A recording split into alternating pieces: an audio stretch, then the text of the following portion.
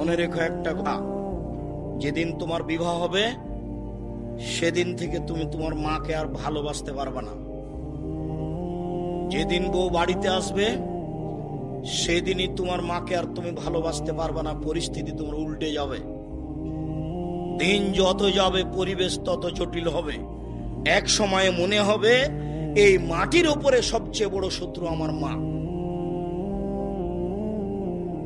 আর তোমার মা যা বলে সবই উল্টা কথা বলে, উল্টা বলে, এ কথাও ঠিক। আরে টাকা দিয়েছো তুমি ফল খেতে, টাকাটি তোমার মা তোমার বড় বোনকে দিয়ে পাঠিয়ে দিয়েছে। মা সেদিন যে টাকা দিলাম, ও টাকা খরচ হয়ে গেছে, কি করলেন? টাকা তোর বড় বোনকে দিয়ে দিয়েছি। আরে আমি আপনাকে ফল খেতে দিলাম, টাকা দিলাম ফল খাওয়ার জন্য, আর আপনি টাকা দিয়ে দিলেন মানে?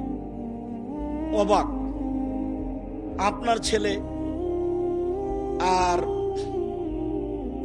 আপনার বড় ভাইয়ের বড় বোনের ছেলে এক জায়গাতে খেতে বসেছে, তো আপনার মা বড় মাছের টুকরা আপনার বোনের ছেলের পাতায় তুলে দিয়েছে। এইটা আপনার বউ দেখেছে এইবার রাতে, হ্যাঁ তোমার মা এরকম, তোমার মা তোমার বোনের ছেলেকে ভালোবাসে, আমি রান্না করলাম কষ্ট করে, বড় মাছের টুকরাটা তোমার বোনের ছেলেকে দিয়ে দিল, আমি এগুলো সহ্য করতে পারি না। কত কি! আপনি সন্ধ্যায় এসে দেখছেন আপনার মা বিছানে পেশাব করেছে, উঠতে পারে না, বিছান গন্ধ করছে। আপনি বলছেন, হ্যাঁ তুমি আমার মায়ের বিছানা পরিষ্কার করনি, আমার মায়ের চাদরটা ধুয়ে দাওনি। তখন আপনার বউ বলছে, তোমার মাকে তুমি দেখো, তোমার মায়ের বিছানা তুমি পরিষ্কার করো, ওই ঘরে ঢুকলে তোমার মা আমাকে অকথ্য ভাষায় গালি দেয়, আমি তোমার মাকে দেখবো মানে?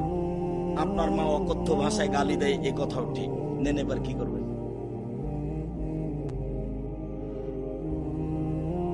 এত কিছু করার পরেও মা যে ঘরে থাকে সেই ঘরে তুমি জোরে হাঁটতে পাবা না। আমি বলি না, আল্লাহ বলেছে।